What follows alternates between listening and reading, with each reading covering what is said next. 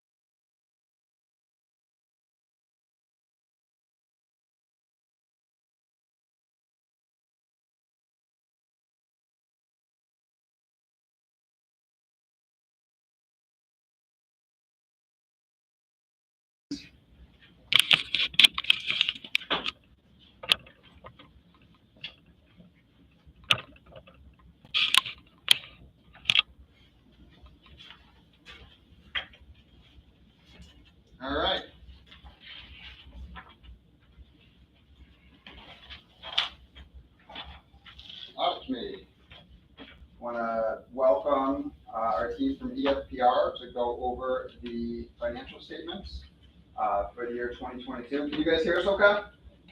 Yes, can you hear us? Yep, great. So it'll be your show if you want to start and go through this. Sure, absolutely. Just to introduce ourselves, my name is Tom Smith. I'm the engagement partner. I'm Mike Prentice, I was the supervisor on the job. And what we're planning on doing is that we provided a draft of financial statements. We figured it'd probably be easiest if we just go right to the draft. So at any point, feel free to stop us if you have any questions, concerns, anything that we can clarify, go into a little bit more detail. So we performed the audit over the past couple months. We were able to get the draft out about 2 weeks ago. And with that, if you flip to the first couple pages, it's the independent auditor's report. This language is pretty standard with what you have seen in previous audits. And really the key takeaway is that first couple paragraphs, that first section of opinion. And we are going to be issuing a clean, unmodified opinion on the financial statements. And that means that all the numbers were supported, all the appropriate disclosures are there, and everything ties together. So with that, I really want to just jump right into the actual statements themselves, starting at page 3. That's your statement of financial position.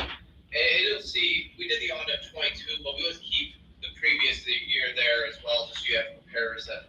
And I'll kind of go through some of the changes as I go along. In first line, the only asset you do have is cash, and you'll see that you have a $707,000 increase over the prior year. And really, we're going to be able to get into that a little bit more as we go into the statements, especially the income statement. It's really because you had a lot of new grant funding this year. On the liability side, your accounts payable went down by $22,000. That's just the amount of bills that are outstanding at year end. Just a small timing difference, and your deferred revenue actually decreased by $101,000. That's related to the community revitalization grants. You had $100,000 of unspent funds coming into this year, and you spent that grant down.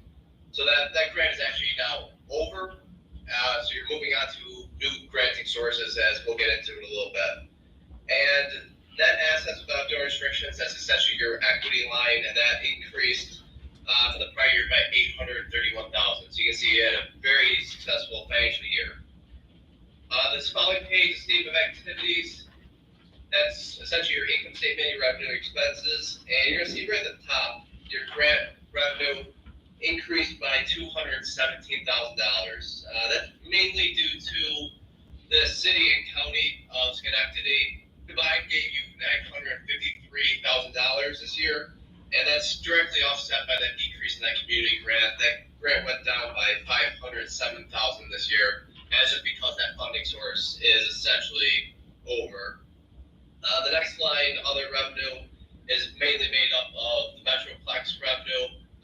We received $97,000 through them, as well as $12,000 through the Schenectady Foundation. And you can see pretty consistently on the expense, all the expenses went down the prior year. There's just a overall decrease in the amount of activity throughout the year. And all that added up, that's your net assets increasing by $830,000 because your revenue exceeded expenses. The following page, statement of cash flows, is really a summary of the previous two statements, really how you're changing that assets so correlates to your increase in your cash, because your net assets went up by $830,000, but cash went up by $707,000. So there's always small timing differences, and that's really related to the accruals, the actual accounting, the deferred revenue being the main piece, because that's a non-cash transaction. After that, we get into the notes to the financial statements, and footnote 1 is a summary of your significant accounting policies. That really does not change year to year unless there's a new standard that we have to adopt. So that's really the first couple pages, so I'd like to just skip through that. Really, the footnote that really is significant here is footnote number 3, starting on page 8. This is your summary of all your grant revenues. The first couple paragraphs, they will report from previous years because it's the community revitalization grant. So there really isn't anything new in there this year. So really on the next page, when we actually put together charts of all your grant activity, this is really where you can see what happened during the year and how you're funded. funded. And we, just like the regular statements, we do comparisons from 22 and 21. And just looking at the 22 chart, you'll see the community revitalization grant, you earned the $100,000 as deferred coming into the year. And really the key takeaway is those next two lines. The city gave you $127,000 and the county $825,000. So that it's really good to see because we knew that New York State community grant was coming to an end. So it's great to see that we're able to bring in the new funding source to be able to keep operations going. After that, there's just a couple more footnotes. Say it's very similar to prior year commitments and contingencies. To note, we have to put in there saying that the corporation is always subject to different audits from different governmental agencies.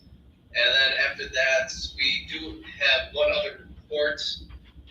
Your audit is conducted in accordance with government auditing standards. As part of those standards, we are required to take a look at internal controls, understand the controls that you have in place, as well as perform tests with certain law regulations. Really, if we came across any type of material weaknesses, significant deficiencies, anything that you need to be aware of as governance, it would show up in this report. But as you can see, without really going through every word list, we did not come across anything that you need to be aware of from an internal control or a weakness standpoint or compliance. So really at this point, I want to turn it over to the audit committee, see if you have any questions, concerns, anything that we can answer in regards to either financial statements or the audit. So the audit committee is Kristen and Bob Martin. Bob DiCaprio is not here, so if you want to take the lead, any questions, it's pretty similar to years past. Yeah, I don't see anything. I'm glad, I'm both glad and proud of our organization that we have a clean audit, and so, I accept this audit. Kristen? Likewise, I think it's pretty straightforward and looks good. Thanks to Tonya, our finance director. I know you've seen her once or twice before, but she does a lot of hard work. When we need anything taken care of for financial records, from processing checks for payment, she's always ready to do it. A good attitude, better attitude than me most of the time. And That's easy though. you do it for 9 years. And but no, I really appreciate your support. And for EFPR, it's a few years we worked together, a great team. They put their request in a way that's very easy to respond to. So everything on our end went well. So We do appreciate you saying that. And I want to reiterate from our end about yourself and your team and Tanya. It's great working with you guys. We always get everything very quickly, and everything we get is always clean, easy to go through. There's no jumping through hoops with this audit. It never has been, and definitely not this year. Great.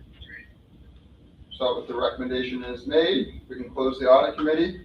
Tom and Mike, I think you guys are all set, so we appreciate your time. Thank Yeah, you. thank you. Everyone. Okay. All right, Mr. Chairman, now's your chance. Take over. This is my big moment. This is your moment. So thank you. Thank you, Audit Committee. I want to call to order the March 9th, 2023 board meeting for the Capital Region Land Bank. It is 4:53. Minutes were sent out from our last meeting, which was February 1st, 2023 in the city of Amsterdam. Can I get a motion to approve? Thank you. And a second? Second? All those in favor indicate by saying aye. Those opposed, nay. Aye. Minutes moved into the record. Joe, would you feel comfortable with it? Or you want me to skip over and come back? No, I have the data that I didn't have before. All right, well, You've got the treasurer's report in your packet. As you can see, we are at this stage still flush with money to be able to spend out. And we've got just under $2 million that's available from the different accounts. Most of that in the Schenectady account. Obviously, we've not done very much. Yeah, I mean, Since the beginning of the year, this goes on for the 2 months, but that is typical for where we are for here. Anybody have any questions on that? Joe, what do we have sitting in Amsterdam? I think it's fully The allocated, right? Amsterdam is 184,000 plus. 184, okay. Yeah, so we have $50,000 allocated, I believe, to DePaul. Correct. And then, other than that, it is not allocated. We'll be taking action later today, which will allocate it with the anticipation that New York State grant money would take its place and allow us to still have funding that is more flexible. The only other thing that I have is an interesting, I took some money out of my account at a different branch of Key. And the teller there, looking at it, noticed that I had signing out of an account that had almost $2 million in it, and wanted to know why I was leaving all of that in cash. And I don't think we ever talked about that when we have that type of funds, whether we should talk about trying to put money into even a temporary CD or something like that. Yeah, some kind To of, be able to do, I don't know whether the legality of allowing that, but since it was brought up to me not 5 hours ago, I felt that should be at least mentioned to the board, Yeah. that might be something with large amounts of cash and the thing without immediate disbursement. And that we could take out short-term CDs, and that way we'll also earn some additional interest on that type of yeah, thing. Tony and I know that Metroplex a few years ago did go through and update their fiscal policies. I'll have to check our policies and I'll seek some guidance on what to do. And it also depends on the grant sources as to what they allow you to be able to do that type of thing. But at least I thought it was worthwhile bringing that up. It's not going to bring in hundreds of thousands of dollars, but as they say, Every little bit helps. yeah, every little bit helps to be able to get some things in there. So it might be something that we want to look at, especially since we've got so much money right now in the bank to be able to deal with. Yeah, 1-year CDs are paying 4.7% now on $2 million. Yeah, but I don't know that we want to take out a 1-year CD of that amount. We have to take a look at where we expect to be able to spend Yeah. money. You might say, if we're only going to spend $1 million, then take it out of $1 million, and take out smaller amounts as to where we anticipate the money is coming out. And that's, Yeah, we have a good idea on our capital projects report as to when that funding will be allocated. The funding we were putting to the DePaul Mosaic Apartments was delayed because they weren't funded the first round, so there is something we could I probably think, look at. and I think that staff is perfectly competent and capable to be able to make those recommendations, but it's a change in the way we've been doing fiscal activities. So something to talk about at the next meeting, and I would hope that we get a report whether it is feasible to be able to do, what recommendations, because to be able to do that investment, I think that we would need a resolution from the board to be able to follow You through. don't have an investment policy? I believe we have a fiscal and investment policy. Yeah, so we may just want to look Yeah, I at have that. to, because there's I'm pretty sure I certain remember seeing one. accounts that you can put in that Yeah. are meet government restrictions. And then, so I just have to go through that, and meet the ADO guidance. Yeah. That's- CDs will. So I move the treasurer's report. Can I get a second? Second. All those in favor, indicate by saying aye, those opposed nay. Treasurer report is moved. Thank you, Joe. I appreciate you coming up to speed quickly on that detail that you were waiting on. So from a chairman's report, again, just gonna pivot right back to what you just said, Joe. Great suggestion. Thank you. I think that's smart management. I think that's smart board action for new business that we can look at. And I appreciate the staff taking a look at that and telling what the rules and the guide rails are for putting the cash that we have into a higher performing vehicle. We have basically an administrative month, in the last 30 days. Not a lot to report. Business as usual, a lot of activities, building up to projects that are in flight, the rearrangement of activities, of projects that are in flight. We've got a little celebration in front of us this evening, so I'm going to keep my remarks short. We'll get through our agenda quickly. We have a 10-year celebration of land banking planned for Grano across the street. So I'd like to just turn it over to you, David, if there's anything you want to highlight. No, not much I want to highlight now. I think that some of the actions we'll take tonight has been a lot of our activity focusing on the next 18 months, what we're planning for New York State, and then some specific projects that we have moving forward. So, if anyone has any specific questions, let's go to the agenda items. All right, so we have 6 items for board consideration and to take action on tonight. The first of which is our financial audit. That's resolution 2023-12. That's the audit that we just did. And I do want to add a comment of I appreciate the fact that when our auditors say, you know, you guys make it easy, this is something that has always come through clean, it's well managed and well executed. I appreciate what you guys have done on the staff and at the leadership level, David, so thank you. So, 2023-12, we need to talk about it. Any comments? Can I get a motion to move it? So moved. And a second? All those in favor indicate by saying aye, those opposed nay. Aye. Motion is moved. Another good audit, another good result. Thank you, staff. Item number 2, 2022 annual report and mission statement. That's our resolution 2023-13. We need to adopt our annual report. Yeah, I can go over it just briefly. Sorry, thank you. Yeah, this is a similar format to years past. We 2022 was all about kind of, it was a pause. We were moving on from the our typical grant source, which is no longer available, Community Revitalization Initiative. We work closely with the New York State Land Bank Association to identify new funding. At the same time, we were dealing with COVID. We were dealing with foreclosures not moving forward. So it was a pause in activity.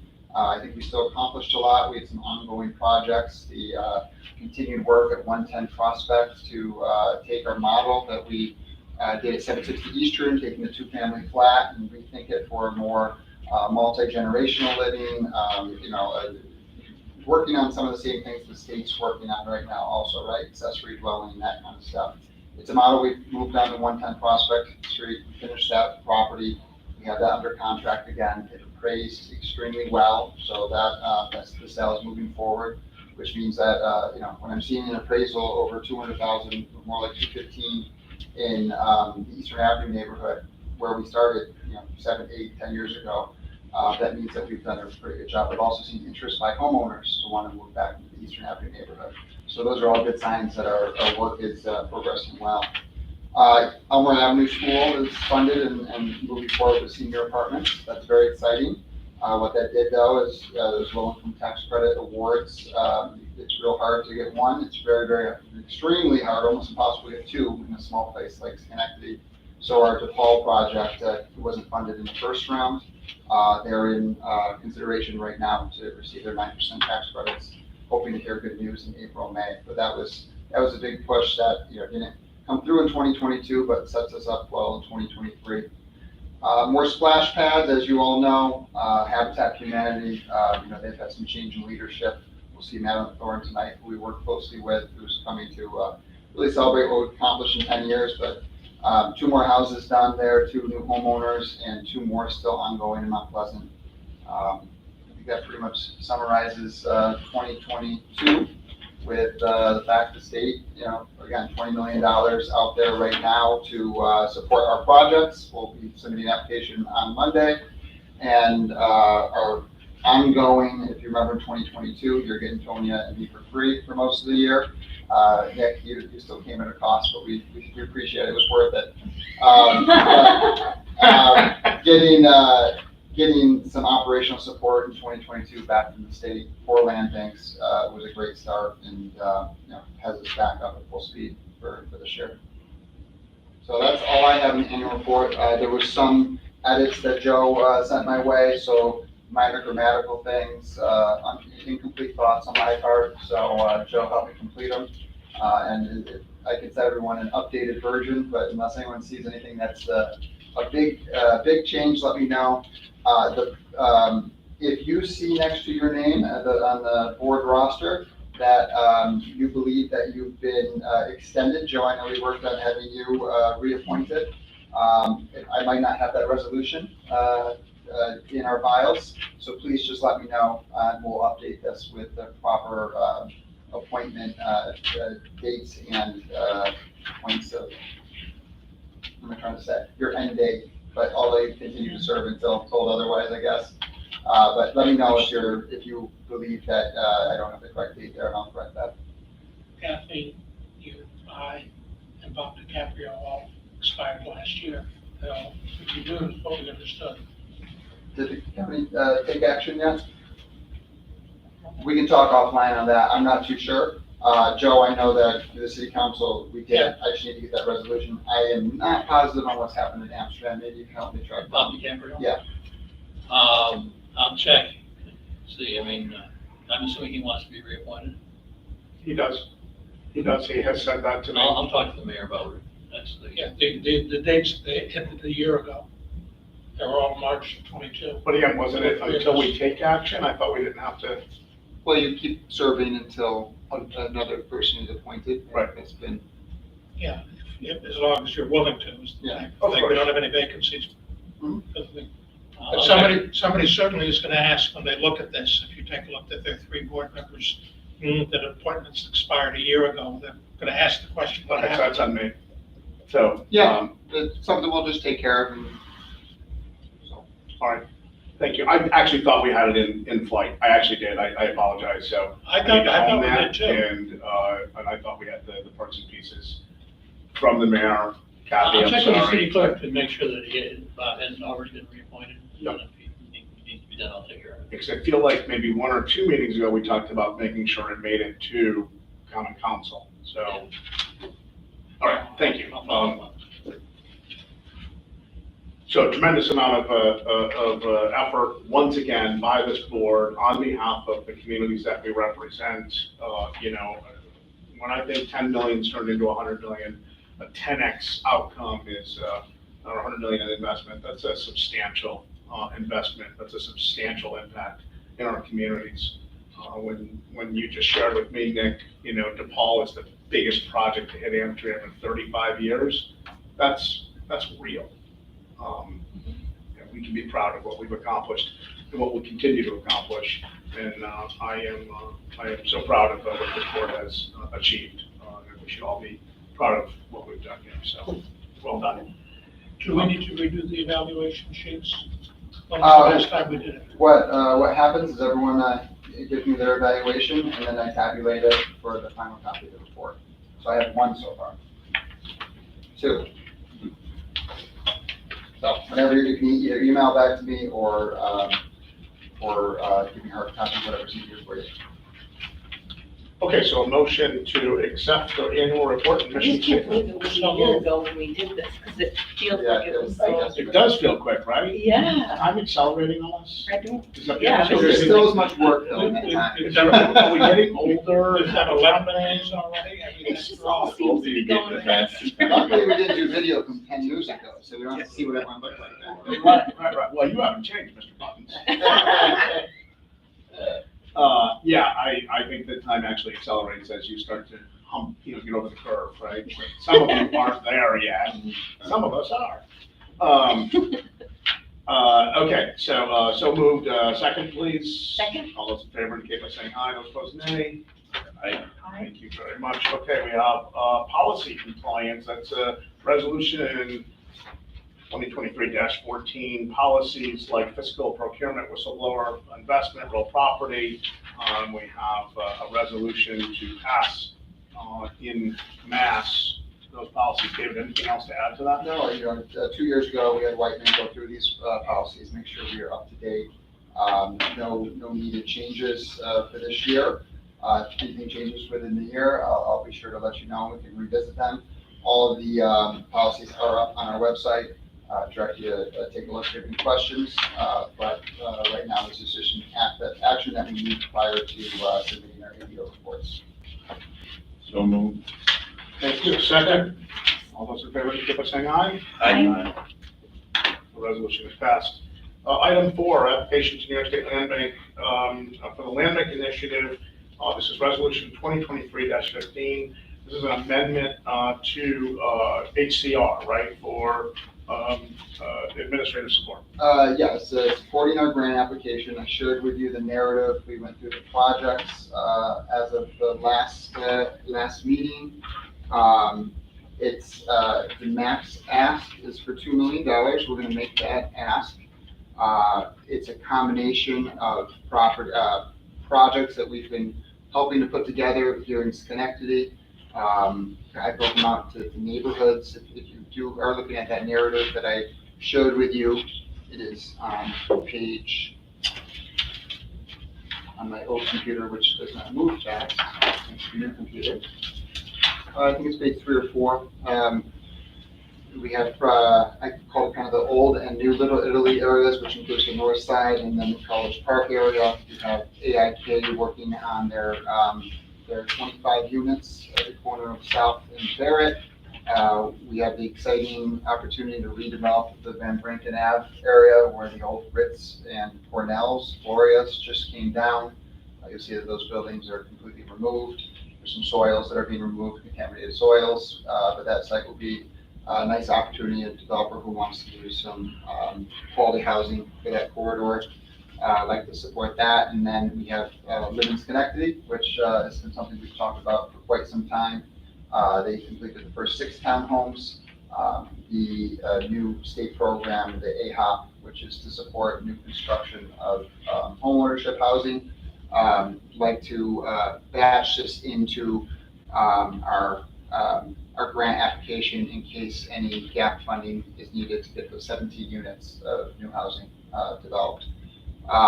What the state suggested is, I really had these broken out per project, more so funding going into, you'll see the deliverables, so some additional demolition and abatement once a project is ready to move forward. That would be, there's one house on Van Branken that would be coming down, 2 for Tulip Pace and Rose Corners by AIK. Nothing planned at this point other than some technical assistance for living. But they suggested kind of grouping them together, so as projects kind of move to the top, it has to be spent in 2 months, having a little flexibility there to move as needed to get the money out the door. So we'll come back, we'll talk about each project independently, but that's just how the state suggested moving it forward. Do we have Carrie from Amsterdam as well, to just not listen close? So that was just the old and new Little Italy, Hamilton Hill neighborhood. We have the Summit Ave project, which we've talked about. Better Community Neighborhoods is a rental rehab. Again, those are the 2 projects in Hamilton Hill and Eastern Avenue. If you've ever been up Rankin Avenue, there's a warehouse that the city owns, giant warehouse, out of zoning. It would be a great opportunity to build some new housing. I've been inside the warehouse, part of it is collapsing. It's not a good reuse for that area. Taking something like that down and work with Habitat, doing another new rehab of a 2-family home on Eastern with Habitat. Mount Pleasant, we've allocated $200,000 of our funds to Mosaic Apartments. I'm just adding it to as a project in this application. Again, if this funding ends up going into the project, which frees up some of our other funding, just adding it in and trying to do similar to the Legacy Cities project in Amsterdam, still working to do something around that DePaul project in Mount Pleasant. It would be a goal for the Mount Pleasant neighborhood. And not least, the city of Amsterdam, we'll talk about this with the last resolution. We need to fill a gap for the Legacy Cities project, and whatever money that we have remaining that doesn't need to be filled in that gap, we'll work in partnership with the city to do some more strategic demolition. Because we are going to have to fill the gap there, I think the city has expressed some interest in working with us on meeting our demolition goals to support further development in East End, I believe you said, Nick, right? Yeah, East End is where the seriously deteriorated buildings are. Yes. And then last tranche of funding, we just call it the Schenectady County / City Strategic Light Removal. There's 2 properties in the county that we're going to be taking title to that need to come down to the recent foreclosure candidates. We've talked about the project that the county is working on downtown that we discussed administering around the community college. We're just putting all this in as an idea of how to max out that $2 million application. Again, maybe they give us $1 million, maybe they give us $1.4 million. We'll come back and now that we have all these projects that show an 18-month time frame, we'll come back and decide what piece gets for which project. So again, I just want to recognize staff, Nick on the Amsterdam side, David here, and your team. that's a lot of work. And it's a lot of effort to put together a stacked list, a real list that, again, makes real impact in our communities, in our neighborhoods. Outstanding work. I'm anticipating that the state will see that. We've been successful before because we execute.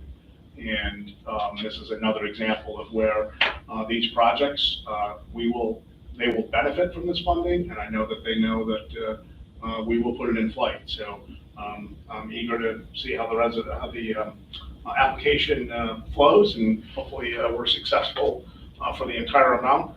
But whatever it is, we appreciate the amount of effort that has gone into it in both. Kristen's department, we work very closely to identify priorities. If there's anything else that you see though, that is in your community or you've heard from neighbors, just let us know. And we'll make sure that we can, if not use this funding, identify other funding sources to help address an issue. Great. David, how much is in the pool, the grant pool? I believe it's $20 million that they've done, so there's $50 million overall. Yeah, 50. They had a phase one, which was for the operation support. So they want as much money of this to go into the hard costed projects. This is a $20 million release, and then not that late after this, they're planning on putting out like a phase 2B or phase 3, whatever they want to call it. But it's $20 million, there's 26 or 27 land banks, all of us at varying stages. So, you know, maybe it's something where $1 million gets funded and you go back for the next application. And their concern, of course, is that the money gets spent in the time frame. So the example you were talking about before, to what we've done in the past, we stand an excellent chance of getting a maximum amount of money out of this. Yeah, a lot of Because this, we've shown that we spend the money when we get it. Exactly. We execute, we spend it, and the results translate. St. Mary's, Paul, AIK, the Habitat homes, how many, couple dozen or, dozen Habitat demos and renovates and or complete rebuilds. And then the second feature is the other one from the annual report that you did is generating $9. Isn't that right for every dollar? oh, yeah. That's Yeah, but another this is a big factor Yeah. for them. We are working. The spinoff. It's Telemetry. telemetry, Yeah. investment, yeah. Yeah, they don't want, they made a point, they don't want us to use our funding to replicate their other programs that they have. So what we're doing here is all pretty unique, or we're leveraging some of their other programs where homes and community renewal staff have been at the table with us getting these projects moving. So the AHOP program, Legacy Cities, these are the programs, they're their brainchildren and they want us to focus on, and that's what we're doing. So they want you to use their So- models. They want you Okay. to use this And then- for pre-development and doing the things necessary to then finance it through their models.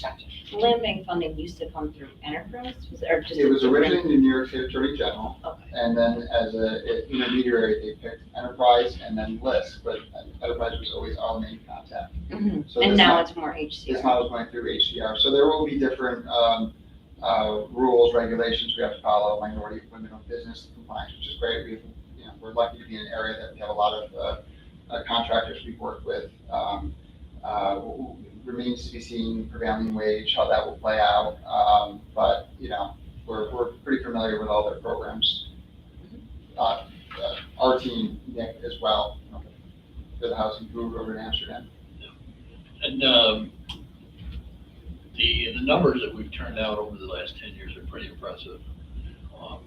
In fact, we had a zoning board hearing last week, and I got up and gave a quick thumbnail sketch, and the zoning board members afterward came up to me and said, "You guys really are getting things done in this town." I said, "Yeah, we try our best." That's how we roll. And then they said, we're gonna vote down the one that. Well, the ones that talked to me and voted in favor of the variance. Yeah. But we're doing great work. It's a pleasure to work with this team. Any questions? We have till Monday, so the board is just a resolution of support. Doesn't mean if you have any changes or ideas, And it's not like set in stone either. Like, once we know, like you said, the amount we're getting, we can then prioritize. We needed to show, real The need, viable yeah. projects, not just we got an idea and we'll do some more demos, right? We needed to show these are targets. Right. Legacy Homes, and what else was it? Legacy Cities, and it's called AHOP, Affordable Home Ownership Program. That's the new construction home ownership program. It's something they haven't done in the past. That's what's funding the Summit Avenue project. That's Living's Connecting now. That's a nice gap for them to use for their projects. Traditional bank financing doesn't even have to be through a specific lender. The state comes in as gap funding for the last piece of it, ties in some moderate income requirements to support middle income working families. It's really exciting. Yeah, I've never it really is been, great. and it seems easy to utilize as well, so. Good stuff. A motion, please. So move. A second. Okay. All those in favor indicate by saying aye. Aye. Great work, thank you. Okay, two more items to cover. 749 Kramer, that's 2023-16. This is conveyance of property to Habitat. David, can you summarize? We demolished this building. It was a county foreclosure. Been talking to Habitat for quite some time on building. The pandemic slowed them up. They got to it. They received a zoning variance for some setback requirements. The model house you'll see is in the plans in the memo, and they are going to have a groundbreaking later this month. So a nice project for Rotterdam. We've done quite a bit in the town of Rotterdam as we're doing unique things in Niskayuna and or Glenville and other places as well. So nice to get back to Rotterdam. Yeah, absolutely. Questions? A motion, Motion. second. Second. All those in favor indicate by saying aye. Aye. If anybody wants to shovel some dirt with a golden shovel, I'll let you know. I'll shovel them later this month, maybe some snow too. I think the chair of the legislature will be there, shovel in hand. I will I will not be, I'm away for the Yes, weekend, yes. but in good hands there. Okay, last item, AIK, this is the Amsterdam Legacy Cities project. Some edits to that project to make everything work. David, could you summarize? Yeah, we started talking about this in December of 2021, and Kristen mentioned, easy. Some things are easy and some things are. Legacy Cities, it's a new program, working through Community Preservation Corp. And the state. It was been tricky. Pam Swanigan, who is principal at AIK Property Group, luckily she worked for the state for a long time and she managed to deal with it, and she worked hard to come up with the right numbers to get this project done. There was 10 properties that we received through an option with the city. 9 of those, that one of them popped on and off, but Nick helped us get the right ones. 9 of those properties that were in our option agreement, she's going to move forward in this project. That will bring $80,000 to the land bank upon closing. As she's gone through and completed her pro forma for financing, she's maxed out the subsidy from HCR. She's maxed out the loan to value through CPC, and there was still a gap, $80,000 gap because one of the properties had asbestos plaster. So that's a tough one. It's expensive. There's really no way around it. We felt that was a nice area for us to assist with. The gap, the HCR subsidy is tied to how many units you're producing. To fill the gap, we decided to consider 2 additional units, one on 10 Grant Street and one on 273 Division. Is that correct? Yes. 10 Brant Street received the proper zoning variance, brought another $150,000 to the project. 273 Division Street, there was neighbors who were concerned with parking, and we don't want to have anyone in a position where we're putting forward projects that don't have community support. And so it was determined the best thing forward was to continue to keep it as a 2-family. Remember, these are all going to be home ownership opportunities at the end of the day, so it'll be a homeowner plus a rental, which is a great opportunity for someone to, basically have a mortgage paid. And then we got close to making the project work, except for about $127,000 gap on top of the $80,000. Working closely with Homes and Community Renewal, they asked the land bank to consider adding to our land bank initiative funding filling that gap. I think that is a fine approach, and it will be in our application. We did suggest that we'd like the additional 127,000 and change to come in as last in, conditional on all of the a healthy contingency being spent, and that if there are additional sale proceeds beyond what was worked up in the financing, what these would sell for, which very well could be the case, or very, very, very conservative sale prices, I believe, Nick, when you say that? The way the property values are going up, I'd say yes. Yes. So we would hope that maybe we could, at no loss to the developer, because she knew what the profit was going into this, we could maybe take that $127,000 and pull it down a little bit.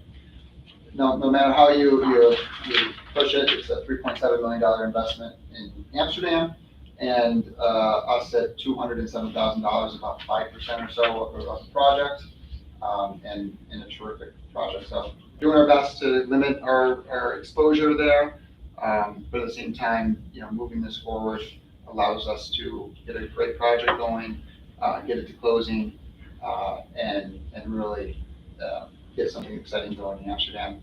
Nick and I, Nick's really just been awesome supporting this project all along. Pulled some rabbits out of our hat to clean up title, which is not always an easy thing with some of these city and county foreclosure properties.